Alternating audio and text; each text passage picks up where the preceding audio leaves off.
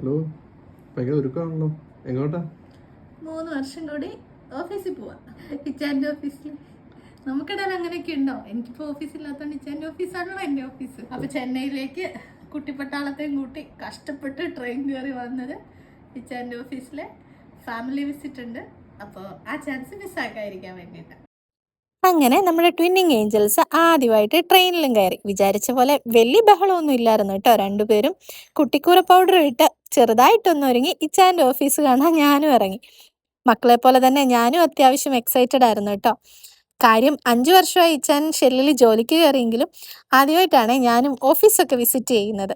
യാത്രാക്ഷീണമൊക്കെ കഴിഞ്ഞ് ഞങ്ങൾ ഓഫീസിലേക്ക് എത്തിയപ്പോഴേക്കും ഉച്ച കഴിഞ്ഞായിരുന്നേ. അതുകൊണ്ട് തന്നെ ഇച്ചാൻ്റെ ഫ്രണ്ട്സിനെ ഒന്നും കാര്യമായിട്ട് മീറ്റ് ചെയ്യാൻ പറ്റിയില്ല.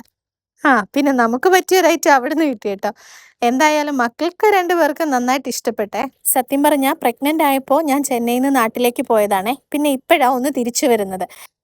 ഇത് ശരിക്കും ഒരു ഷോർട്ട് ടൈം വരവാണ്. ഒരാഴ്ച കഴിഞ്ഞ് തിരിച്ച് നാട്ടിലേക്ക് ഞങ്ങളങ്ങ് മടങ്ങും.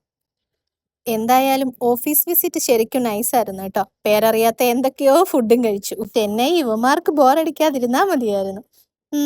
എന്നാ പിന്നെ ശരി, ഈ വിശേഷം പറച്ചിൽ നിർത്തിയേക്കുവാണേ. ടാറ്റാ.